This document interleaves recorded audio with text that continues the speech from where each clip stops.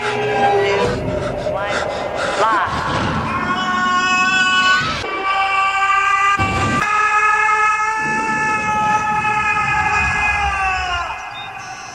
Cool.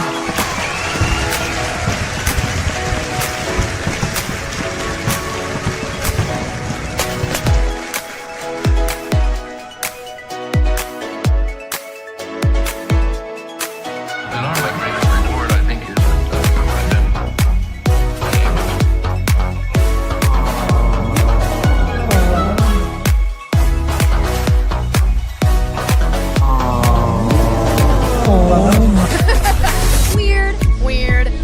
We're seeing Deadpool! Oh my gosh!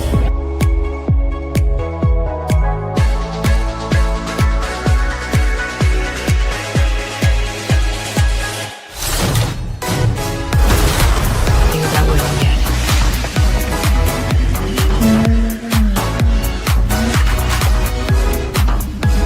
My sister has it. Yes. It's you.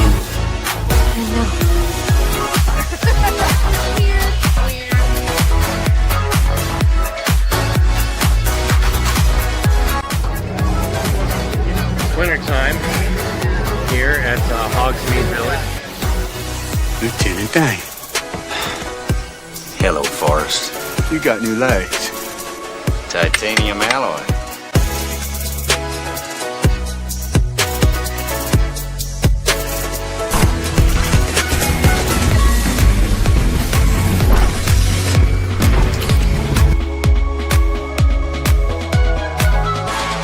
Time for my summer sizzle, cool as a cherry popsicle. No, God! No, God, please, no! No! No! No! It's happening. It's dish time.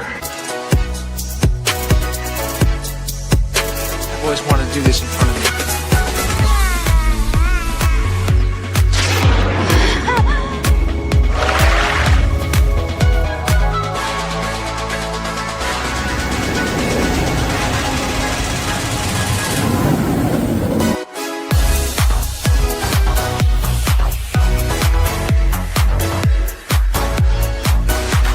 Creating content that enlightens and lifts you up. Dish, sir, dish. Me at Splash Mountain, just pepper these in here. Hello, everyone. This is Kermit the Frog reporting live from the final showing of Muppet Vision 3D.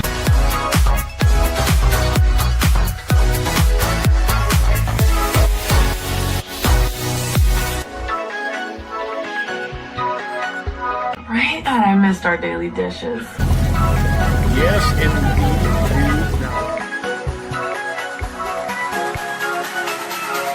You know, I really don't remember you being this opinionated. Who knows? It's Hollywood, baby.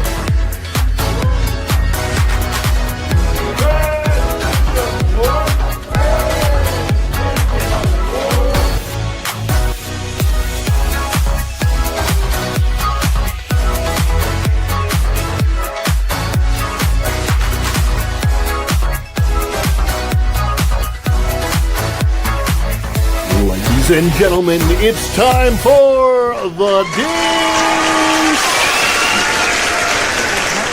Hey. So, let's dish. What do you want to dish about? Anything you guys want. This is your time. Welcome back, Fun Fam. And if you're brand new to the channel, welcome in to follow the Bradley's Fun. My name is Ronnie Bradley. I hope that wherever you are having a phenomenal day out there. This is Wednesday, the 3rd day of June in the year 2026. So, as they say in certain places around the country, Happy Nuclear Family Month. I hope everybody's having a great day out there. If you're brand new, if you're watching this on the replay, if you're watching this for the first time, or even if you're watching it for the millionth time, please do hit that like button on the way in. If you are watching on the replay, please comment below replay gang, and we do let you know this is a live show, or this was recorded from a live show if you're watching it on the replay. Yeah, that's how that works.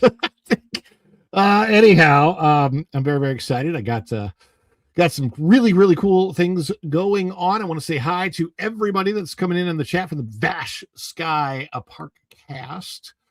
Thank you all for coming in over from Vash Sky. And please stay tuned after this live broadcast. We will go from here directly to a premiere. The premiere, now if we end early, there'll be a little bit of a break before the premiere, but I finally got the video up that I want of the things that Disney regrets removing from their parks, or changes that they regret making, or whatever you want to call it. You had a title of something, so I put a title out there, but it's a different kind of video for me. It's the kind of video that I've always wanted to do, but haven't been able to put together. And if it goes really well, then I can put together even more and more and more of these type of videos. Call it an episode of Dish Drops, which is a supplement to this live show, The Dish. But you'll see what I mean if you stay tuned. 5:30 is the premiere time. So even if you leave, come back, check out the premiere. You can watch it with us live, or you can watch it at any time. It's only a 12-minute long video, but I'm very excited about that. Let's say hi to everybody that is coming into the chat, because we could not do this without you. We're a community. We love you so much. You're the apple in our eye, the cream in our coffee, and of course,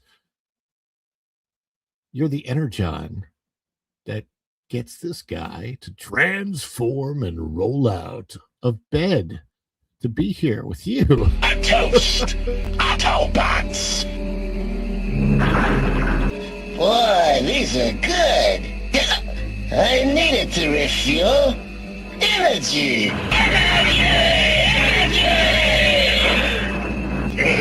This stuff's the greatest! Always good when your mom supports you. Saying hi to my mom. She's first in the chat. Good afternoon, everyone. Everybody say hi, Mom. Wolfie McGruffle has popped in and given us, it looks like, maybe some sandwiches and pizza. Thank you, Wolfle. I was hungry. How do you follow the Bradley's Fun chat from Freedom Seeker? That is our Huckleberry right there. And the Lady Gamester is over here with the FDBF emoji. Jess Hart's Theme Parks popping in. And we might see her on the other side. Go and Shogi is here. Howdy, as always, from our great mod, Go and Shogi. And I'm going to skip over the supers for now, but we'll come back to you guys. Hello, times 3, O2RR.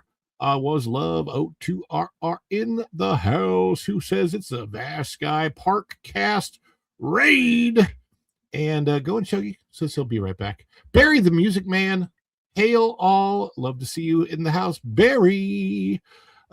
Yes, indeed. Yes, indeed. And Lady Gamester.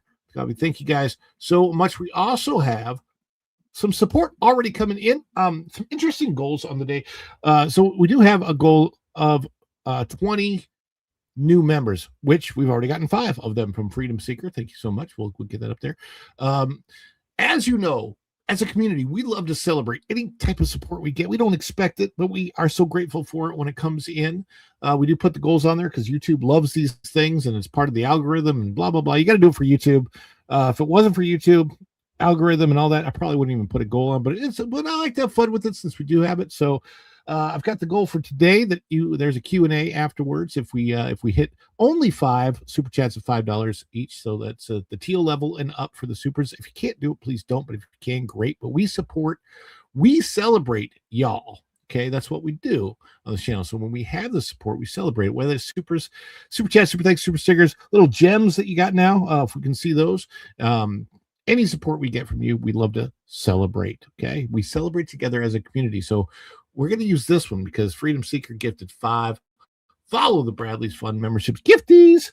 And our goal for gifties today, or memberships today, is if we hit 20, I'm going to do a special members only karaoke live on Saturday, where you guys will get to request the songs and I will do my best to attempt to sing whatever it is that you request. That if we get that goal of memberships, it's going to be really, really interesting because I don't know how to sing everything. We'll see. It'll be fun. So yes. So, and we're going to celebrate this. I want to show you how we celebrate. We celebrate together. So if you are a member of the channel, you got custom emojis, throw those down during our celebrations. If you're not a member of the channel, please use heart emojis, hand emojis. I don't use the poo emoji. I don't care. You use any emoji you want. Just have fun with it. We're going to celebrate. I'm going to show you how we celebrate right now. We're going to celebrate this great support from Freedom Seeker. Thank you, Freedom Seeker. Let's celebrate.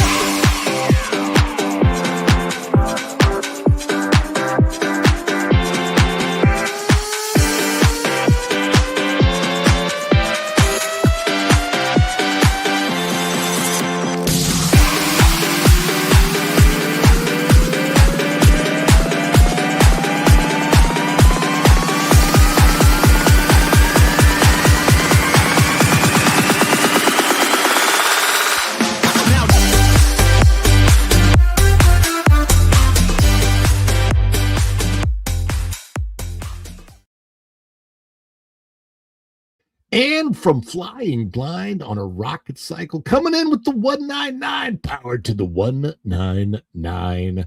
Good day, all. Everybody, help me say good day to flying blind on a rocket cycle.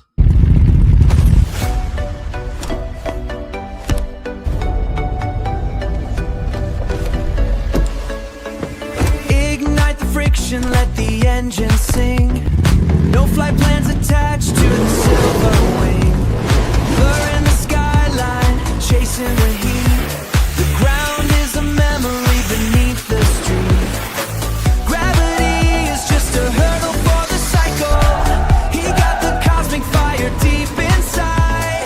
He's out there flying blind on a rocket cycle. No map in the dark, he's the final recital. He's out there flying blind on a rocket cycle, breaking the sound like a soul in revival. He's our hero, he's our hero. I love that. That's a fun song. Guys, we have panelists. Let's bring on our panelists. Our first panelist, let's see here. How are we going to do this? A little bit different, but our first panelist, well, she ain't here in Florida, but she might be soon. And if she is, she might be trying to find her way around the parks and may get lost in Epcot. So I don't think know. what happened is I went to Epcot. You can go around the whole world, and I had a couple in the Germany section, and I thought I went to China. Anyway. Hello. Oh, no. Did you think you went to China? The good news is I don't drink. So if I'm lost, it's just because I'm really bad with directions. But I'm pretty good with Epcot. So There you go. Well, yeah, Epcot's not the park that it once was. No.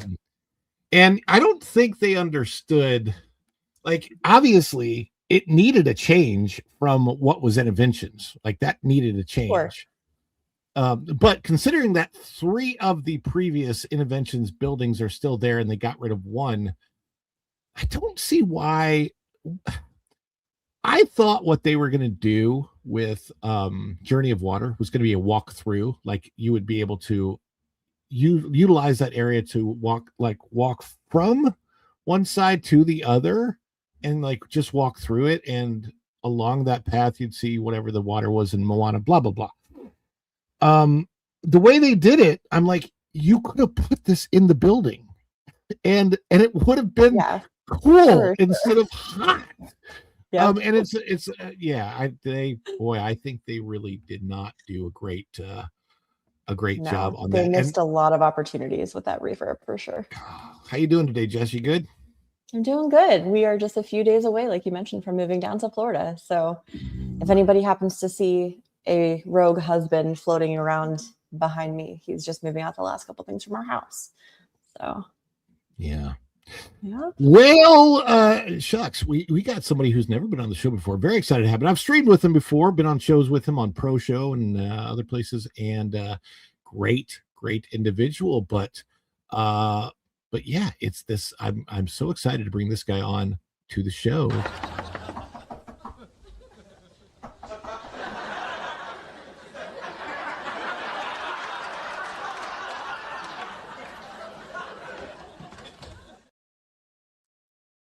Mo.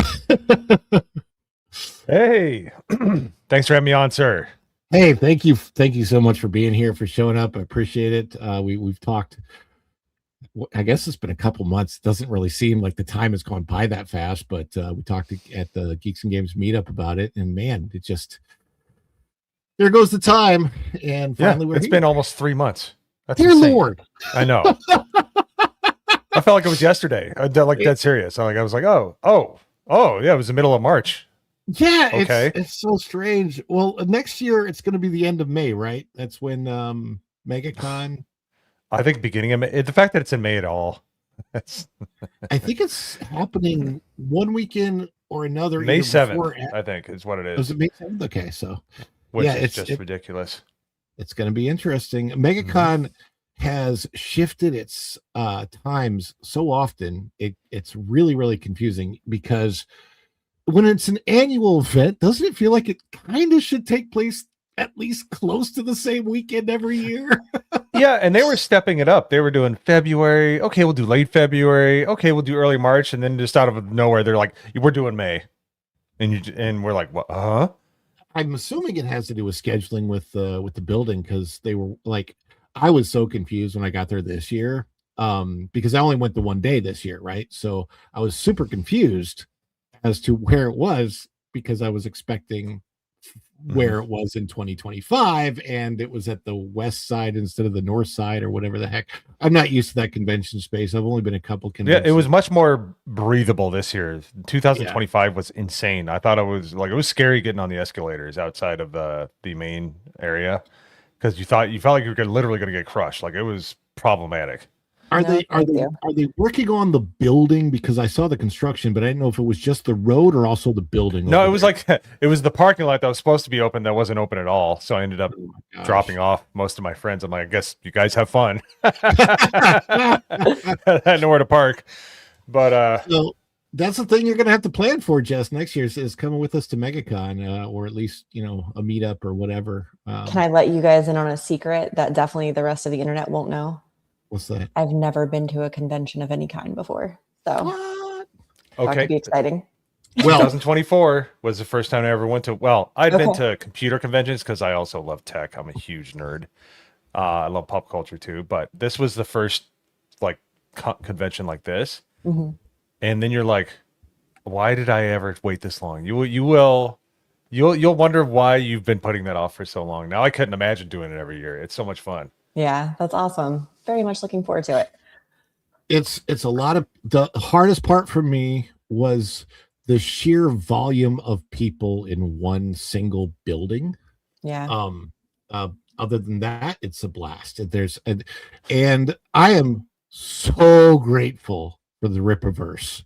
And the reason for that is because the Rippaverse, they had a booth, table, whatever you want to call it, a space, and it was nice to know, okay, if I go here, I'm going to see people I know. Thank God.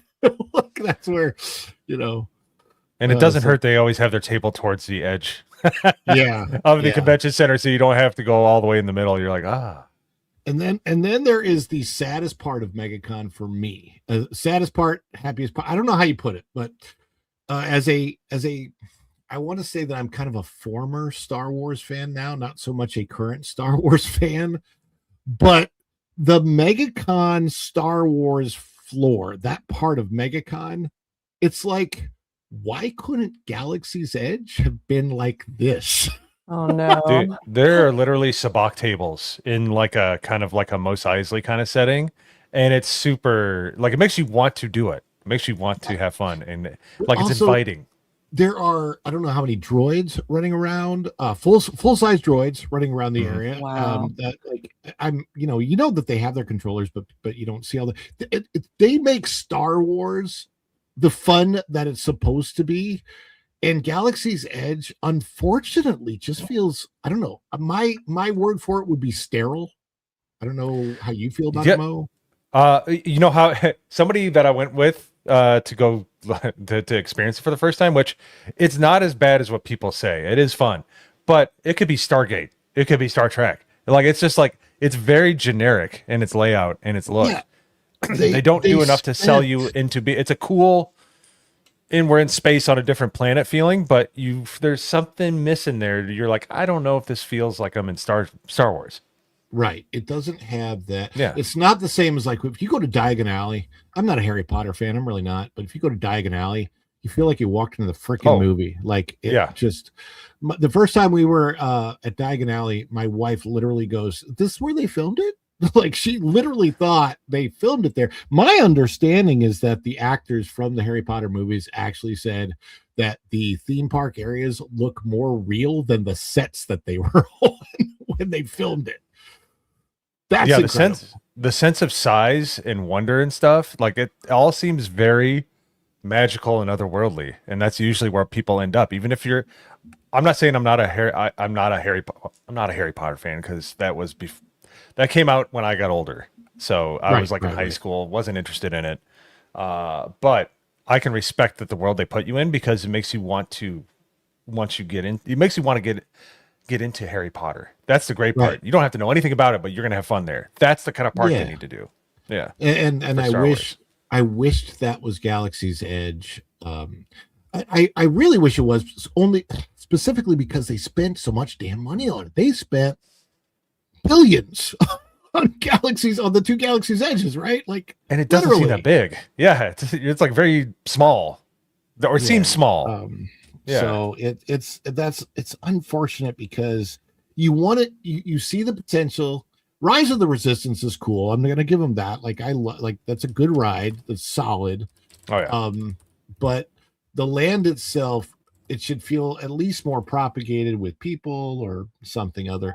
Another guy that I know that we met at over at Geeks and Gamers meetup, Dude Man Cuz, is in the chat for $4.99. Super says, just checking in. We appreciate you being here, and let's do this celebration, and then we'll get on to the stories. Let's celebrate Dude Man Cuz. Is it too much? Too much? It's a birthday! Oh, this is just the best of us.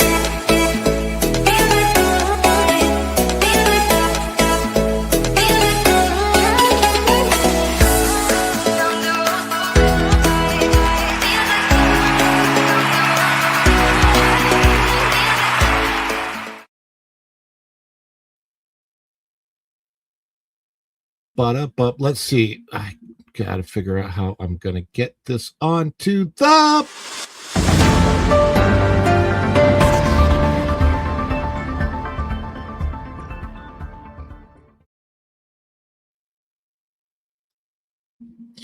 out of the numbers. And the reason we're looking at this is not the numbers story. This is a story of something that I was really, really, really surprised to find out.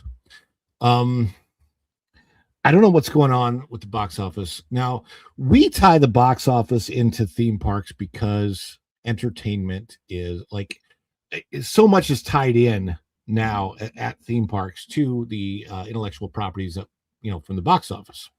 Interesting things are happening, for example, with the DC universe and where that's going to go into the theme parks. Right now, Six Flags, but in the future, things could change. The theme parks, they become a haven, for what happens at the box office. So the real question is, if the box office isn't successful, what then does happen to the theme parks? Because it kind of follows that there might be, if the theme parks have their reliance on box office success and the stuff that's going on there, it could get bad. So you look at the numbers, right? Let's look at the daily counts. You look at the full chart. Something has happened this year that hasn't happened, at least in my research, since at least as far back. We're going to go outside of the 2020, 2021 lockdown era when, theaters were closed. But prior to that, something has happened this year that hasn't happened since possibly as far back as 2010. And that's that here in June of 2026, we don't have a single $1 billion movie at the box office, which is like crazy to believe. But looking at Super Mario Galaxy, which is the movie that is the closest, it's still, what is that, 5 million away from $1 billion? Am I saying that right? Yep. I it's crazy to me for a number of reasons. One, $1 billion isn't what it was in 2010. I mean, $1 billion was a lot more. I don't know what do you think is the problem with the box office, guys? Well, you can go ahead, Jess, because I might have a counterpoint. So no, yeah, and please, I want you to chime in to let me know. I mean, I think one of the main things we're seeing, regardless of the content, is there's way more streaming services in way more homes than there was in 2010.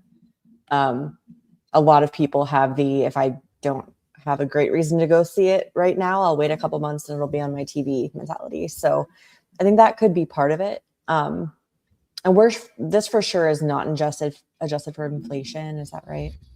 Do we know? It's not adjusted for inflation. These are just the plain numbers.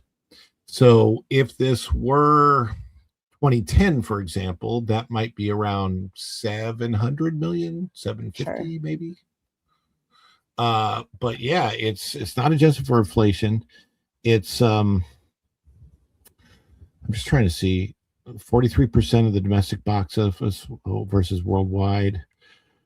I'm surprised, honestly, because I thought I personally way mispredicted this because I loved it and I thought it's a Galaxy. It's a Mario movie, so I thought, hey, it's probably going to hit $1.5 billion. Right. And I was obviously very wrong. So let's look at the current Star Wars movie. I saw this in the theater. It was not a fun experience. Oh boy. Yeah, okay. But this is what I thought it was going to make. Yeah. Yeah, so tell me what it was like at the theater though, seriously. Empty. We almost had it to ourselves. I went to Savannah to the 9 Line meetup, which was really fun. With Jay on the Drunk 3PO channel. And we went to go see it on, I think it was a Friday. It was a Friday at like 9:00, like prime time. I was there with 4 other people. I was there with Beardo, Wicked Virtue, X-Wing, Blaine from Criticus, all that stuff. And we were literally there. That was it. And then 3 other people came in right after we took the picture of the empty theater with just us. And it was just like, it was sad. But okay. So here was my counterpoint that I was talking about earlier. Yes, this movie stinks. And I felt bad that I had to go watch it, but we're in the space. I got to report on it. So I injured myself mentally, so you don't have to out in the audience. But it actually looks like because I look at trends. I used to work in finance, so I look at trends. I'm like, where are we at compared to where we've been? It looks like we're on track to we could see close to 10 billion, which we haven't touched since 2019, since pre-lockdown. So to me, it looks like actually because of Project Hail Mary, because of the surprise hits of Obsession, and Backrooms, and you Michael, which was amazing. That was a theatrical experience I don't think I'll ever experience ever again. It was unique. So it was like this Project Hail Mary, and then movies like Backrooms. So I'm seeing Obsession. Yet you have to be in the theater to experience this because it's part of the experience.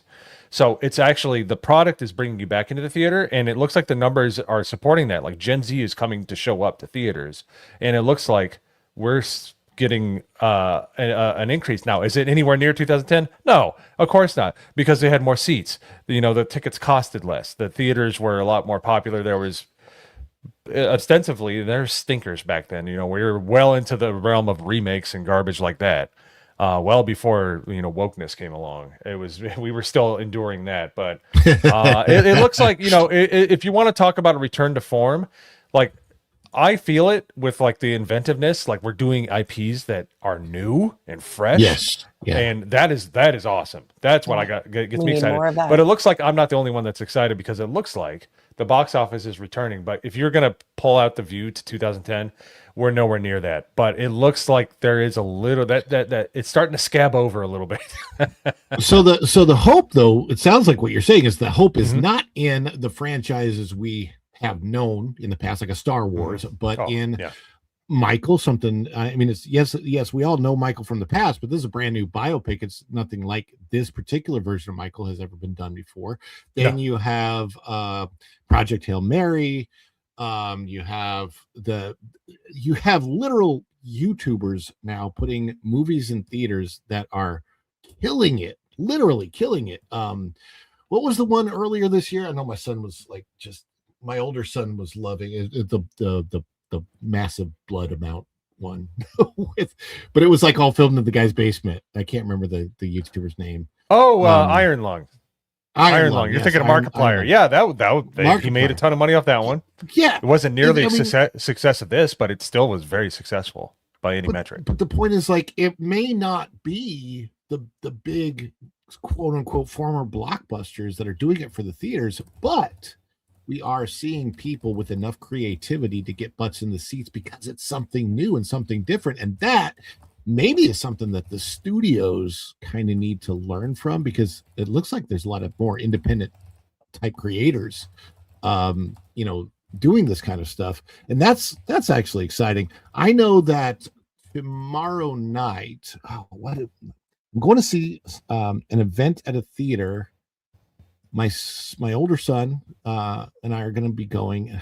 He was telling me about it. It's a television show that he's really into, and I can't remember the name of it. If anybody knows in the chat, you're more than welcome to chime in. But it's a theatrical event. They're releasing like the final 2 episodes as a movie, but as a theatrical event movie only. So you got this one chance to go see it in the theater. I can't remember what it was. He was telling me, oh God. Well, they did that with K-pop Demon Hunters with the sing-along and stuff like that. We went to see that. Yeah. Oh, did you? I literally, yeah. I probably sing. I'll admit it. As a grown man, I probably sung Golden way more than any man should. But it's catchy. It reminded me of an old Disney movie. But that's the thing. They don't know what they have. They're like, oh, we should release this in the theaters. What they don't understand is Project Hail Mary, because of the scope and the cinematography, and Backrooms, which I went to go see. Not the best movie, but definitely if you love cinematography and technical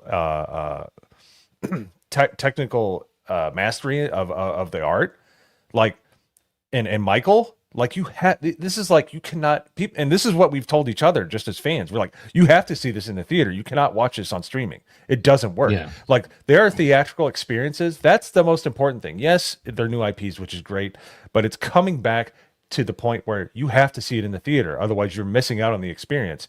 And the fear of missing out is driving people to the seats.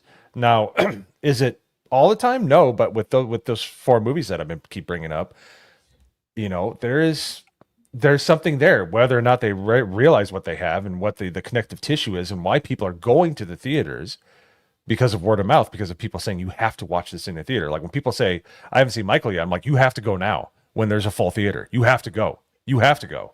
Like, and I was that insistent. All right, I'm a huge Michael fan, I'm a huge movie fan, and it was like both. We were eating good here. I haven't seen it, and my wife has been driving me to go, so I got to go see Michael with the family. Did you go, good. Jess? Did you go? No, I just watched all of like the preview stuff and the interviews for it with his nephew. It's awesome. Yeah, and the guy that plays Joe Jackson, and Jess is the one. It's great. Anyways, well, I was just going to say, Jess is interesting because you're in the middle of so much stuff. So sometimes I don't know, like you've got a lot of stuff going on, moving, packing, all the stuff that I can't stand doing. But in the middle of all that, did you ever take a break to go to the movie theater? When was the last time you actually went? We have a Cinemark membership, oddly enough, because it usually like there's not going to, my son's 11, for anyone who doesn't know, Everett's 11. So there's not going to be a kid's movie that's appropriate for him every month. So every few months when there is one, we've already got our tickets paid for pretty cheap, and there's a discount on food. So I think the last one that we went to was Hoppers. Okay. So, yeah, and that was... Forgot that came out. That was 50. That's okay. It'll be hopping on Disney Plus soon. Well, what's the Sheep movie that's out with Hugh Jackman? The Sheep Detectives. I know. Yeah. I heard that's a good one for kids. I heard it's good, period. Like, it's just a really good movie. Yeah. So that could be something that you would, but I mean, it's interesting because my family, we love going to the movies. When there's something we're seeing, we love going. Sure. And we're lucky. I'm going to say we're lucky because when we go to the theater we go to has nice reclining seats. You've actually got day beds in there. And I have never experienced in that theater one of those rude audiences that are all on their phones and this and that. Like I don't know why, but maybe it's the area that I live in, but everybody's respectful of the theatrical experience. So when the lights dim and they tell you to turn your phones off, everybody does. We've also got being able to order from your seat. So if you want, they actually have a really good like hamburger, but other food as well. Their burger is like, I say the burger because I'm so surprised to get that good of a hamburger at a movie theater, but I don't know where they have their kitchen. They do a good job. They also have a bar there. So if you do drink, you're more than welcome to get some bar What theater drinks. chain is this? What brand? It's called Touch Star Cinemas, and there's only 3 of them in the nation. There's only 3 Touch Star Cinemas. I have one near me that is the same nice. way. I don't know if I really want to die, but it's like, and it's in random places that make no sense, but it's such a great theater and nobody really knows about it, but somehow they stay open. And I'm like, I want to tell people about it, but I kind of like having my own. Right. Yeah, like that. It's that kind of a theater. But yeah, it's and to me, I feel like maybe it's just because of the time I grew up, and maybe I'm completely wrong about it, but it feels like people that like to go to the box office and have that experience and enjoy going to the theater to see a movie also enjoy theme parks. They feel like they go together in some weird way. It's experiential, right? Except for the heat. I don't know. I've been in full like winter gear and hand warmers at Cedar Point for Halloween weekends before. So did you just say Cedar Point? My ears perked up. I was like, yes. Yeah. I'm leaving Ohio on Sunday or Saturday. That's where I live. See, well, you're leaving Ohio, so that's okay. I'm originally from Indiana. I worked at Cedar Point once upon a time. So.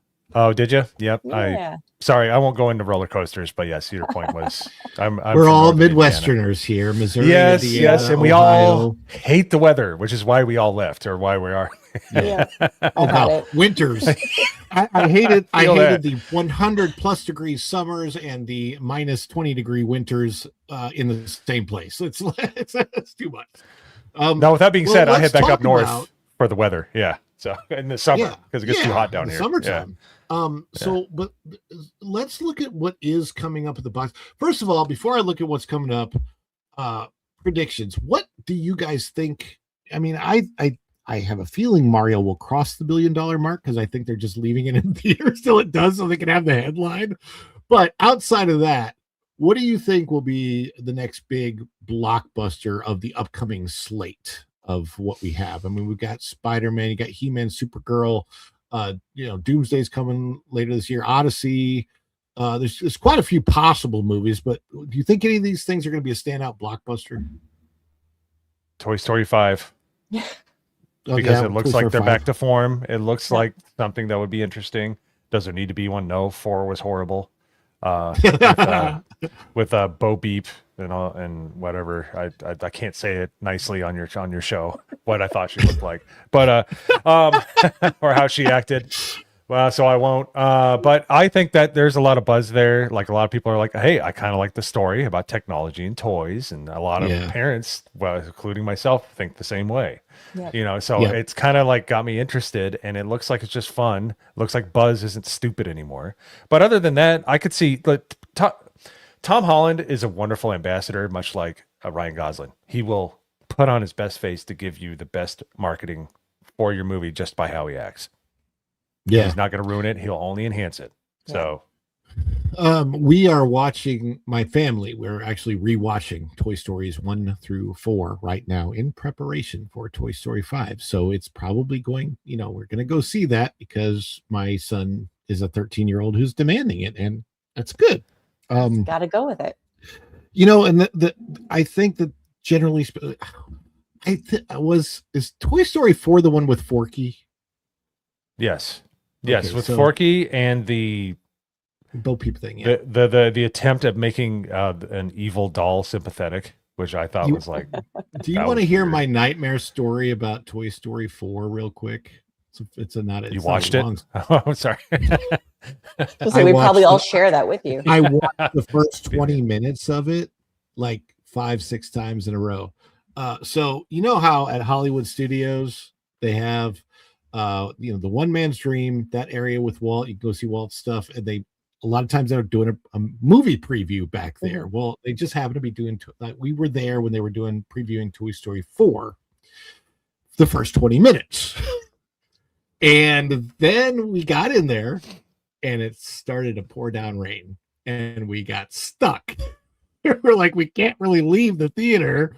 And we literally watched through the first 20 minutes of Toy Story 4 times in a row. Oh, no, dude. I would choose the rain, Ron. I Yeah. don't know Let why me you tell didn't you, just walk at out. that Choose the point in lightning. time- Why stop at the rain? Just At take that me. point in time, we literally did. We like, okay, I can't handle this anymore. And it was still pouring down rain. And we got out to, Oh my. I can't remember. We had parked in a strange place. Like we had parked at Epcot or something. And it was weird. Anyway, we got soaked on the way out and ended up not caring because we could not watch that first 20 minutes of Toy Story 4 anymore. That was the better decision. Yeah, it was so funny. But yeah, we're looking forward to Toy Story 5. I saw somebody in comments talked about going to see Masters of the Universe tonight. I want to bring this up on the screen real quick. This is out of Geeks and Gamers. We're good friends with those guys. Masters of the Universe box office projections point to a disastrous opening weekend. Yet the movie to me doesn't look bad. I'm curious about it. I wasn't so into He-Man and the Masters of the Universe as a kid. I was more into Transformers at that time. But I liked it. I'm still waiting on the Thundercats movie that was supposed to happen that never has. They did fan posters before AI back in the day. Remember those? I know. In like the 2000s, we're like, yeah, come on. Thundercats, go to Thundercats, ho! Anyway, but the projections aren't looking great. Latest box office tracking, this by our good friend Marvin Montanaro. The latest box office tracking for Amazon, MGM, and Mattel's Masters of the Universe should have executives at Castle Grayskull reaching for the panic button. Despite months of marketing, a recognizable brand name, and generally positive reactions for the film's trailers, a live-action adaptation of the beloved He-Man franchise is currently tracking for a disappointing domestic debut of just like $25 to $35 million. Ooh, that's bad. That's not merely below expectations for a film. Carrying a reported $170 million budget, it raises immediate questions for whether a planned franchise can survive long enough for a sequel. What were you going to say? Yeah. Well, I unlike you, I did love Thundercats. That's my favorite one of all time. Got to meet the voice actor for Lion-O this past year, and that's like cool. my bucket list, big check on that one. He-Man was my thing, man. I remember riding my bike to my friend's house and doing the read along record where it'd say turn the page, because you couldn't I have watch that for- tapes. I have that You for remember- Superman. I got it out the other day. It was funny because I've Yeah. got like an old, the 12-inch vinyl, but then it's got like a Yep. comic book inside. That's so Yep, cool. yep. We put it on the Fisher Price record player. Oh my goodness. Oh. See, I earned these people. All right, I've been here a while, but I'm just saying, Yeah. like that was the level of how much I loved He-Man. I loved He-Man, dude. And the 1987 movie made me so angry. That was the first time I'm like, well, they just don't know how to do video games or cartoons. I'm like, they totally missed the point of He-Man. This looks like they're getting it, but I think that maybe the crowd is a bit too old because we're all in our 40s and 50s that grew up with it. I mean, Really, I want to that- see that- that it. would have I loved it. probably, I think I'll go. I mean, I haven't. I'm curious. I haven't really heard anything horribly bad about it. I'm more interested in it than I was Mandalorian and Grogu, just because I know. I've watched Mando on the small screen, and I'm okay with watching Mando on the small screen. It's just like that was probably one of their biggest mistakes is that you starting off with a television show and It's making so an Mando bad. movie doesn't Yeah, make they a went lot backwards of of what I think we're used to seeing. And you can see the seams of where they tried to make the TV show into a movie. They said that that's not what they tried to do. They absolutely tried to. They Well, failed. But I've heard John Favreau say like he was why did they call him in kind of thing? Like didn't he? Did they call him in to try to fix it? But it was like maybe there's not much he could do at this point. no, I mean you can only shine something like that so much, and it's still that you could it wasn't that good. But it's regarding He-Man, the marketing as opposed to Mandalorian and Grogu. The He-Man, the Masters of the Universe marketing has been exquisite. They have been on point. They're talking to the fans.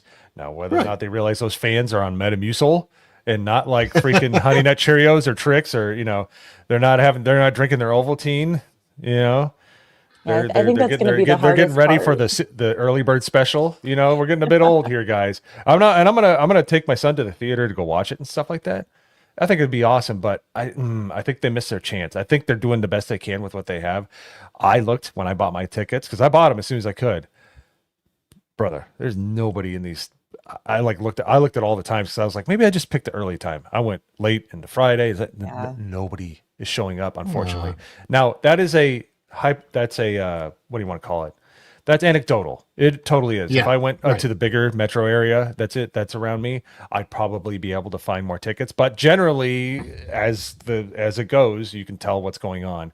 And if there's nobody there, and that makes me sad because I am actually looking forward to this movie. As long as it's better than 1987, which that is you couldn't push a low piece bar. of paper on it. You couldn't push a piece of paper under that bar, my friend. All right, that's how low that bar is. That's a low bar. Yeah, very low bar. As long as we do better than that. As long as Gwildor doesn't show his ugly face in this movie. We're Was good. that Figment? Billy Barty? Wasn't that Billy Barty? I don't know who it was. They should have been drug out into the street. That's all I got to say. The whole lot of them. Because Tila was a vegan that was skinny. Man at Arms was the only one that looked right. I mean, yeah, Dolph Lundgren looked all right, but he was just lumbering around, barely speaking English right. Yeah. Don't get me started on that. I'm not going to derail your stream. Let's just put it this way. Just be better than that, and I'm okay. But Monica was in it, before she was in Friends. Well, so was Lieutenant Paris, and apparently they, yeah. Oh, that okay. Don't get me started on her story arc. I wish everybody was in that plane. If you've seen the movie, I hope it was her parents, Gwildor, the person who wrote the movie, Courtney Cox, the guy that played Paris, like the writer, the producer. You could throw Frank Langella in there too. Just throw them all in that plane. Now, and if you know the movie, you know what I'm talking about. Are Just you trying right there. to say that you didn't like that version? It made me a cynical old man at the age of 7. I hated that movie Compare so much. that to remember the first live action Mario and Luigi movie when they Hey, the tried- Goombas in that were amazing. That was so bad, it was good. Masters of the Universe was so bad, it was just bad. It It was just bad. Yeah. We burnt Beastman with freaking ammonia. He threw Clorox at him. He threw bleach at him, and he's like, "Arr!" It's like, okay, whatever. Well, do better than that, Masters of the Universe 2026. I'll be happy. I will say this: we don't do this to be cynical. We don't do this to rag on all the things that are out there. We are hopeful, and we want the box office to come back. And right now, we're going to get back to our super Back chat. to super chats.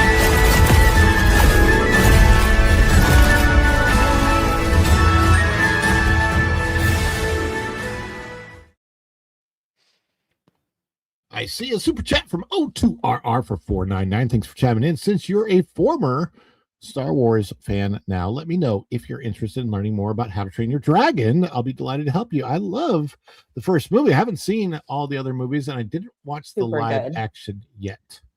But it was really heartwarming. Like, I was really, I watched it in preparation for going to Epic Universe last year. Yeah, And I was about to say, yeah. it surprised me how heartwarming the movie was. I haven't seen the live action. Have either of you seen the live action version yet? Not yet. No, I am of Swedish ancestry. I just got to say they didn't quite get some of the characters right in the live action. It's kind of weird, but I heard it's not distracting. No, but my question about Vikings is there a reason they have such a strong Scottish accent when they're supposed to be Nordic But they Vikings? don't know how else to What are you portray talking them. about, Ron? I don't understand. What do you It's talk? We just all a talk the dragon! same. Yeah, it's something about the beard. It makes you want to talk like that. It makes you want to have an iron brew and deep fry your candy bars and such. Hello, welcome to the Hello. Critical Drinker podcast. It's funny. Going back to the meetup, it's always funny to see the line for Critical Drinker, and he is cool. He's like, and by the way, Gary from Nerdrotic, oh my gosh, that guy, one of the greatest troopers I've ever seen when it came to meeting his fans. Because he, like, I was watching him trying to keep the line, and he just stayed out there. And He literally can't believe that he's where he's at either. That's the best part. There are some people that are absolutely happy with. They're like, "Oh yeah," he's like, "I can't believe the ex-felon can hold it." He's just amazing, and it's great because he'll never let go of that. He's very professional. He does a great job, but he still is bewildered by just kind of being in the position he's in. Hey, but that's what makes him awesome. being That's why humble, I love Gary. Always a good, he's a great guy. There, like, one of the things about being in this YouTube space, it's really interesting when you some of the live streamers are very proprietary. The park live streamers, some of them are, and one of the things that I've loved about Geeks and Gamers, that Park Place, is everybody is so open-armed, and we're all here to lift each other up, and I have loved that every aspect of it. So yeah, and great crew, great audience. O2RR, thank you for chiming in, and I will be, and I still, if you're local, we got to meet up at some point in time, hopefully in the parks somewhere. Anyhow, O2RR, thank you for that wonderful support. We love to celebrate you.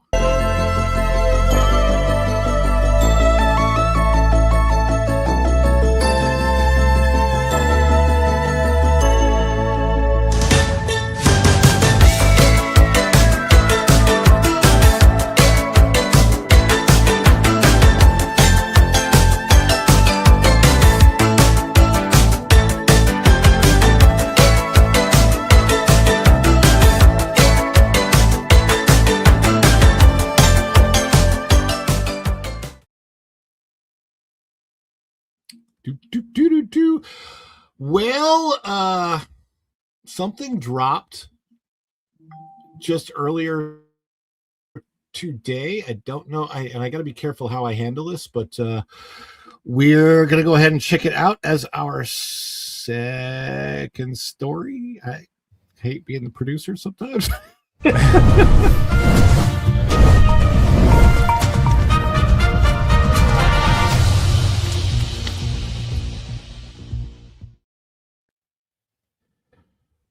This is out of X, and it is the final trailer for Supergirl, and I don't think I can play this without a copyright, so I got to be careful how I handle it.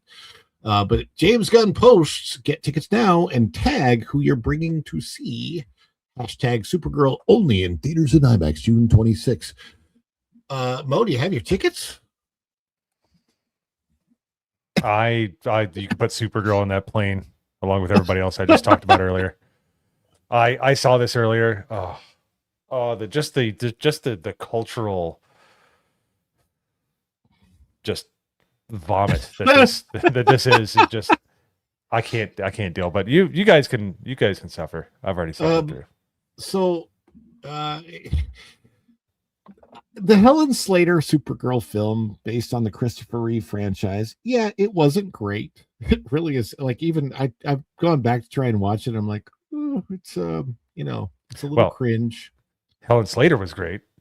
Helen Slater was great. Yes, I remember as a kid. I'm like, all right. Her attitude about being Supergirl was this incredibly, like, what's weird to me is the take on the character. It's a completely different take on the character. Her take on the character was very, very optimistic. She's like, wow, look at this. Like, the first time she uses her heat vision, it's to help a flower grow. Literally. It's just like she's so nice. Yeah. And she's doing this, like, when she sees that she can fly, she kind of does this dance thing. It's very optimistic is my point. And then there was the CW version of the Supergirl, which I was okay with the first few seasons, and then completely lost interest because they went about as woke as they possibly could. And you lost me at crying Martian Manhunter. I was like, no. But there's some things that I know about the actress that I can't say, unfortunately. But let me put it this way. Millie Alcock, first of all, it seems like she's trying to out Zegler Rachel Zegler. No one should ever do that. No. In the lead up to this thing. Not a great plan. No, definitely not a great plan. Let's see if we can take a look at this. I'm going to see if I can blow it up, and I can't. I have no audio on. It looks like there's the DC Studios logo, and it's immediately, I guess, what, Supergirl shooting out of a smoky bomb thing area. Is that what that is? But here's how they try to win the audience back within the first several seconds. Let's show David Corn Sweat. Let's show his Superman. And by the way, have you noticed? I noticed this. Maybe it's me noticing it just today or whatever. A lot of the marketing right now is, here's what we have for Man of Steel, which is coming out, I guess, next year. Anybody else? Either of you notice that? I saw a lot of Man of Steel posts. I saw more Man of Steel posts today than I did the Supergirl posts. Yeah, I saw Lex Lightyear's outfit. I mean, Lex Luthor's. Lightyear. Yes. But I mean, and the new updated Superman costume from that version, which I have to say, from what I've seen, it does look like an improvement. I don't think that anybody's going to care because the first movie was divisive. Would you say that was divisive? Did you like it? I was like, oh, okay, because I'm very accepting and very forgiving when I first watch a movie, but there's always that thing in my brain. It goes, what about this part? That didn't make any sense. And then it started piling up. I'm probably at like a 35% on this movie now. I was at like a 70, and then I kept thinking about it. Yeah. The thing is the casting of Superman was great. Top notch, except for the Kents. The Kents were idiots. And I don't know why they portrayed him like that. As we all know from the Midwest, they're not kind of like that. Now, Kentucky, yeah, they're probably kind of like that. No offense. But certain rural areas of West Virginia. hey, now, you better watch out. No, but I'm just saying, like, they made them like that. I'm like, that's not how people are in Kansas. They're all a little different, but they're not. Anyways, my point is like stuff like that. It was a death by a thousand cuts. He did a great job casting, and he just chose a really bad story, really bad portrayal of Superman. I didn't like it. I mean, you're not going to beat Christopher Reeve Superman. You're not going to beat George Reeves Superman, in my estimation. You're not going to beat Dean Cain Superman. You might be able to do a like on that same level, but you have to be very respectful to the material, and they just weren't. And that's I'll my tell problem. you, the best line ever from Dean Cain's Superman, I'll never forget it because it just sticks in my head, is Lois, Superman is just what I can do. Clark is who I am. And I loved that line. I love that version of the portrayal where he's just like, as far as that version of Superman was concerned, yeah, he ended up finding out he's an alien. That's why he has all these powers, blah blah blah. But the powers were just what he could do when he's out saving lives and stuff. But that's not who he was as a person. As a person, he was a down to earth human as far as he was concerned. Clark Kent, just a guy trying to live his life, where he wanted the things that everybody wants. He wanted love, maybe wanted a family. I do. Have you seen Superman and Lois, that television show? I have not. I have. I need to watch the final season. Tyler Hoechlin is great. I know I probably mispronounced it. Lois Lane, but as far as like sticking to the lore, that's the amazing part. We're looking at this. If they just had as much respect for the lore as they did in Superman and Lois, like they kind of go off the rails, but it happens when you have multiple seasons. There's only so long, it's the well starts drying up. It's just normal for TV shows. But as far as like the portrayal of Superman and how he would be if he had boys and how he is as a family man and living out in Kansas and stuff, like it's amazing. Like we went from they can't do Superman to they could build on the lore and we believe it, which is kind of amazing. Like that's how good I thought that was. The first, I really enjoyed. I really enjoyed Superman and Lois way more than I thought I was going to enjoy it, specifically because of how they introduced his version of Superman in the CW with Supergirl. But he basically said it's not the same character, kind of like Tyler Hoechlin said that. He's like, it's where we spun it off from, but it's not really the same character. And in a lot of ways, Tyler Hoechlin's Superman and Lois felt like a spiritual sequel to Dean Cain's Lois and Clark. Yeah, I agree with that. Yeah, and specifically because at the end of Lois and Clark, I think the last episode, they didn't know that they were going to get canceled, and so they left it on this huge cliffhanger where a baby had been brought to their doorstep. We didn't know what was going, but they were supposed to go into a fifth season where there's going to be a family and stuff, and we didn't know what happened. So it kind of makes sense that I'm just saying spiritual sequel, that now the Kents have a family and we see what happened with that, and then it was they did a really good job with the portrayal, and then there were certain things about it, the way they did Bizarro was very, dude. very Lex cool. Luthor was like, and that Lex. That guy that was a evil, totally dude. Version of Lex that was just. They did used another prisoner as a bench.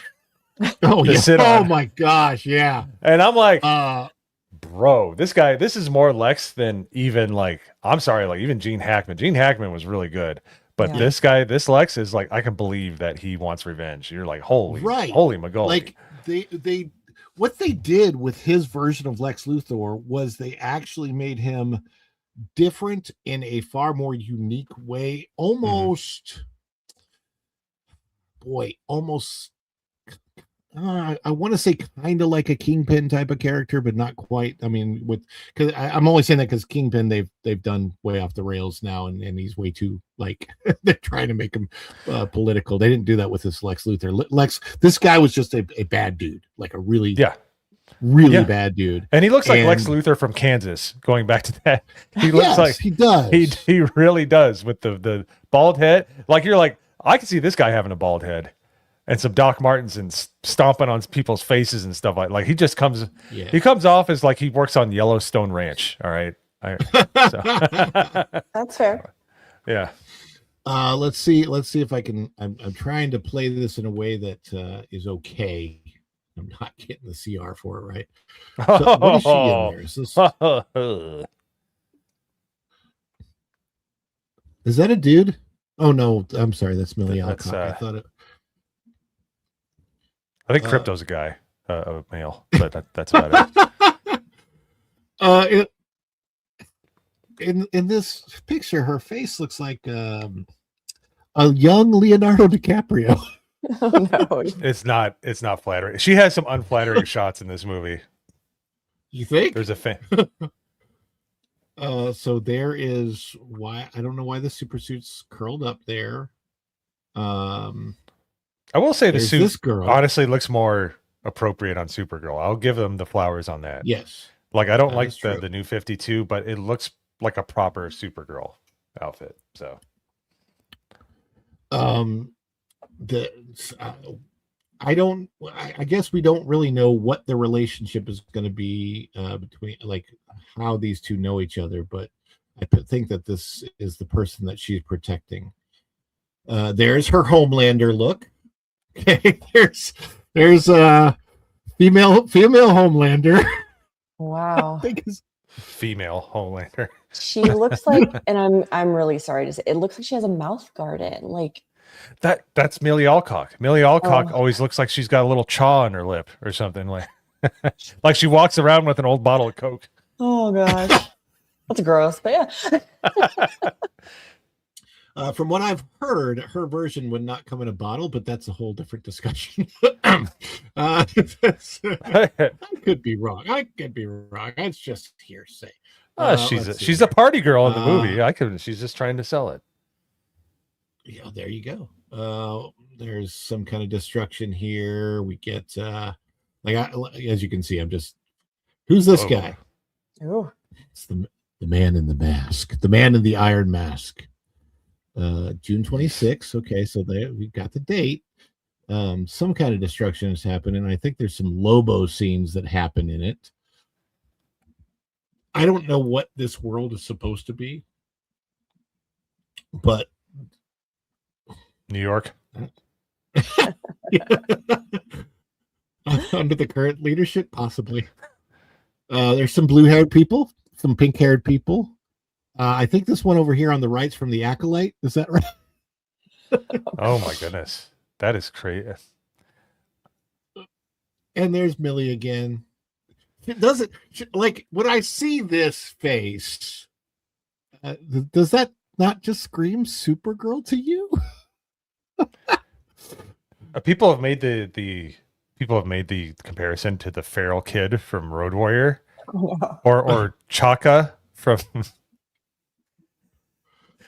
that old TV show. I can't remember what it's called. Was it Dinosaurs? Land of the Lost. Yeah, the Land Before Time. There we go. Time, yeah, Land of the Lost. It's the land of the Lost. I used to watch that on Saturday mornings when I was like 6. I watched that with my. Well, then you son should now. love this movie because Chaka's back. Chaka's back. Oh man, decent action scene. Whatever So they put her in Road Warrior. That's fairly clear. And there he is. Aquaman's back, but he's not Aquaman this time, baby. He's Lobo. Hey, he's good as that looks proper as Lobo. That's what I've heard. I have heard that the people just go and choke. He says, "Chaka, that's brutal." But it's accurate. Don't look like that, and I won't say it. I mean, I'm just... But yeah, the biggest positive that I'm hearing about this movie is the Lobo stuff, because a lot of people wanted to see this, and I don't know very much about that character. I'm sorry, I just don't. I maybe as somebody who has portrayed Batman in the past, I should. In the DC animated universe, he was really good. Like he had the right attitude, the right look, and he's really kind of playing off that quite a bit, which I'm down with. So there you go. So now is he? It seems like he's teaming up with Supergirl. Is that how he is in the comics? I think he's more of an anti-hero kind of character, where he just kind of can play both sides if he wants to. I think he's a bounty hunter. I don't know. I always like the look of the character. What is this? That's an airplane, but it's also a spaceship kind of a thing. I have no idea what is there a story synopsis written on this about what's supposed to be going on? I mean, other I than know Crypto is she sick or loses something like that. And Crypto she's and trying to she's save gotta- him. Okay, that's Again, Crypto's the center of the story. I didn't like. I'll be honest with you. I didn't like the way they portrayed Crypto in the Superman movie. It just doesn't seem like the right kind of a dog for Crypto. No. And it's misbehaved, which Superman would never have one. A dog that acts like that. Is it Or Supergirl weird for that I that matter. liked the Crypto in Super Pets better? Like I actually like No. that movie, the Super Pets. Not at all.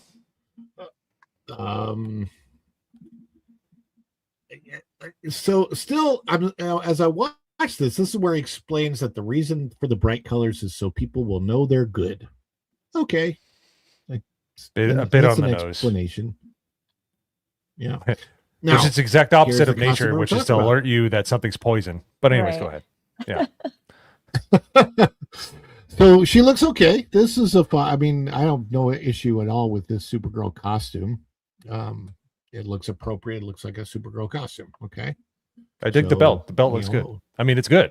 Trying to do, trying to do a positive here. There he goes. There's a good Lobo scene again where okay. Is it?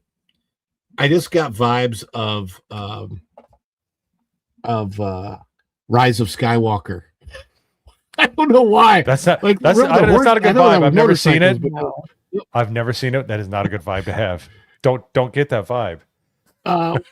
There's a scene where they're using horses to attack a giant starship. I know that sounds weird. I but saw it in the it's trailer true. and I blocked it out like a bad memory. Thank you for bringing it Okay, back there up. you go. That's what happened there. Let me see. That's okay. Toys. They're selling toys. I got that. More toys. Selling more toys. Here's the problem. If you're trying to sell toys, why do you want to have a miserable character? Because miserable characters, the kids. Okay, she's saving someone here. That's good. It's not a good face. This is for some reason. No, but they linger. There's your face right there. Oh, the piercings. No. Yes. I don't know. His weakness is magnets.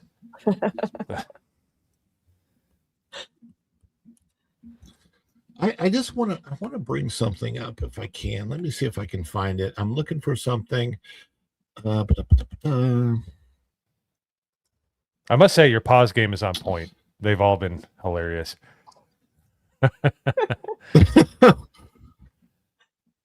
Okay, so look, I don't really want to be mean here, but No.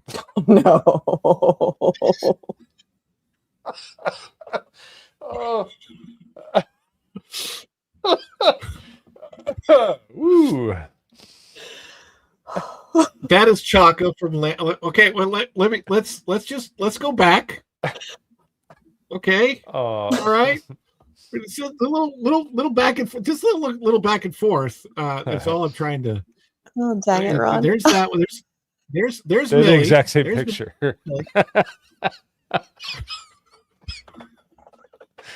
Oh no. I mean, I'm just saying. She looks like Brad You're not doing Pitt. Chaka any favors either. That's a really bad picture of Chaka. I mean, That's the one the internet has. It's not my fault. I literally just put in Chaka in a Google search, and that's what happened. I mean, here's freedom seeker. Okay.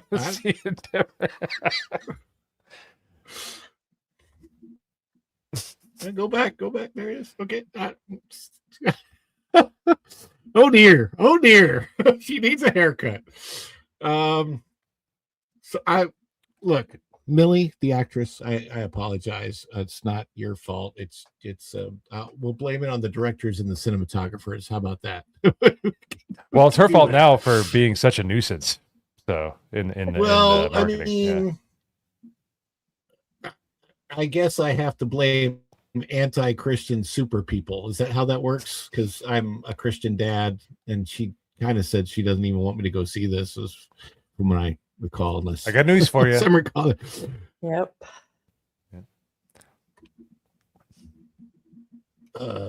Yeah. Oh, there it is. I mean, Supergirl. I don't know, Jess. You excited to go? I mean, you're a woman. It's female Sure representation. You're even a blonde with blue eyes. You look like Supergirl. Come on. I don't know that she is, though. I think it's I don't think all that's a nice thing to say after what we just showed. You look just like Supergirl. Oh yeah, thanks, Steve. One and only time on the show, Jess. Yeah. Like, well, I had been coming back, but no, I don't have an interest in it, honestly. The superhero movies of like the early 2000s, which I mean, I was in high school, so a little different version of my brain, I guess, but I enjoy them a lot more than the ones I see now. And especially with how some of these actors just come out very openly with their hatred towards a whole portion of the population. I'm not interested in paying for your movies if you don't want me to be there. I'm happy to oblige. So. Yeah, it's okay. And you know what? If you want to think that, as wrong as I think that is, if you just keep that inside your tiny head, that's okay. Sure, as soon as you say, like I can assume people's opinions, but I'm not going to put that on them if they haven't said it. Right. I'll just assume it and I'll move on. I'm assuming Ryan Gosling doesn't vote the same way I do, but gosh darn it, he wants me to be in his movie theaters. Yep. He wants me to sit and watch his movies, and I feel that, and he means it earnestly. Tom Cruise wants me to sit in the theater. Millie Alcock could care less if I exist on this earth. Yeah. And that's not the kind of person you want to support. I don't want to support her either. She was a horrible person for the marketing of her Supergirl. She was mean and spiteful, and she was really good. I thought she was a great. She looks nicer than Chaka. Well, yeah, but she's got about the same mental capacity and political ideology. She's about as smart as Chaka. She's got the brains. But, well, I was going to say that when I was thinking of the Supergirl that Jess looked like, this is the one I was thinking more of. Thanks. Yeah, and honestly, she's a great, like, we'll talk about looks and uniform and stuff. Perfect Supergirl. And Dean Cain was her dad. Just for the record, in that version of Supergirl. Remember that? Like, her parents were Dean Cain and Helen Slater. I forgot about that. See, they tried. They got a little upset about somebody getting elected, which is dumb to bring it into a television show. But it gave us Superman and Lois, which I thought were great, and they did honestly really good jobs. And from what I remember, the Martian form of Martian Manhunter was good too. Like, yeah, the original. And I like the actor for that guy. Yeah. So anyway, it was good. It was all good. They just need to be quiet. Be quiet, people. Entertain us. Put the fries in the bag. Thank you. That's all we want. That's all we want. They ask, we want fries with that. We want fries with that. Well, I want to thank both of you for being here today. We have a little bit of a shorter show because we are going right over to a premiere that I have of what is it titled? No, I always say that because I forgot to. It's basically it's 5 Disney World rides, attractions, lands, spaces, whatever you want to call it, that Disney themselves probably regret getting rid of at this point. Ooh. It's not a long video, but it's only like 12 minutes long, but it goes into the real reasons why there was just a massive fan backlash against them getting rid of these particular 5 attractions. There's so many more that I could have done than 5, because unfortunately, especially of late, Disney has not made the best decisions. I like Rock and Roller Coaster. I like the Muppets Layover, so I'm not going to say anything about that. Right now, I will say this because I watched Fascist Show. I don't know if you guys watch Fascist Show, but the Muppets Layover is very, very appealing. And what I mean by that is the paint is peeling. The paint is peeling on it really, really bad. Never mind. Yeah, it's a dad joke. But unfortunately, it's true. But what I want to say thank you so much for being here. First of all, Mo, where all can the people find you around the interwebs? Well, I am. I make videos and I co-host with Jay on the Drunk 3PO channel. We're going to be doing Midday Mixer tomorrow, where we go over retro stuff, retro games, retro movies. Kind of keep it positive. Looking at things. Sometimes we'll cover things in the news, like movies that are coming out. Like we're definitely going to be talking about HeMan. I guarantee you that. If I have anything to say about it. But yeah, we do Monday Hangover. We do Midday Mixer. We do things called First Shots, which is where we review the movie as it's fresh out of theater. We give you a spoiler review if you want to hear it. If not, steer clear. But that's what we do. I also have a gaming channel called Mo's Game Room, where I play retro games. I always start out with Oregon Trail. So you get to ride the Oregon Trail with me on an old MS-DOS computer. All kinds of fun stuff. So yeah, I try to keep it positive. I try to keep 1 foot in the past, 1 foot in the present, and just trying to make sense of it. So just follow me on there. But the best way to follow me is on my linktree/Mozamboni, and you can see all the things that I'm up to there. I always got something going on. So thanks for having me, man. This has been a blast. Oh, hey, please go tell Jay I wanted to do Monday Hangover for a long time. If he ever wants me on, I'm happy to oblige, because that would be fun. I love that show. Feel free to drop a $50 super chat, and I'll see what I can do, sir. There you go. I'll pass it along. You're good, man. Thanks for having me. Yeah, absolutely. And Jess hearts the theme parks. I do. Her last video is all about moving. I was watching it. Where are you at these days, Jess? I am in a very empty, echoey house in Ohio, but yeah, we are heading down to Florida Saturday night. We're hitting the road. So lots of content coming, I can assure you. Probably content with Ron and all of the other awesome people out here. I hope to see you guys in person super soon. But check me out, YouTube, Instagram, and X. I've got my book out on Amazon if you want to check that out. I also have a link tree. Couldn't tell you what it is off the top of my head, but it's at the top of my Instagram. So go over there and take a look at it. And magically, MJ says that she loves your background, Jess. So there you go. I agree. And then, of course, right after this, we are going over to a premiere. But before we do, I saw Flying Blind on a Rocket Cycle has chimed in for 199. Okay, who's Harrier? Chaka or Crypto? I'm with Chaka. I'm with Chaka. That's going to be the new longer thing. Hair. Yeah. I'm with Chaka. Well, thank you so much, Flying Blind on a Rocket Cycle. I am going to play your clip for part of our outro, and then everybody hopefully will join us over on the premiere. This video, in some ways, I wouldn't say it's a passion project, but it's definitely a passion video for me, because it's the kind of thing that hopefully, if it goes well, I really, really want to get into and do a lot more of. Probably the greatest edit challenge that I've had so far, but it's been I like the outcome, and I hope that you guys will too. Thank you so much, Mo and Jess and everybody in the audience, everybody who's chimed in today, and Go and Shogi for the great moderation, Flying Blind, O2RR, Dude Man Cuz Freedom Seeker, and until next time, we'll be back Monday. Yeah, Monday at 2 p.m. after that Park Place. Until next time, we will see you real soon. Bye, everybody. Ciao.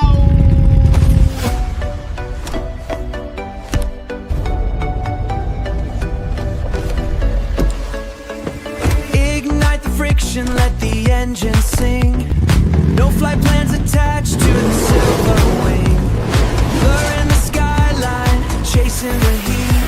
The ground is a memory beneath the street.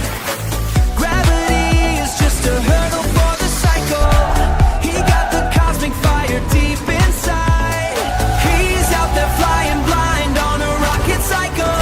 No map in the dark, he's the final recital. He's out there flying blind on a rocket cycle, breaking the sound like a soul in revival. He's our hero, he's our hero. Dishes are done, man. Cleans them down to the shot. Ah!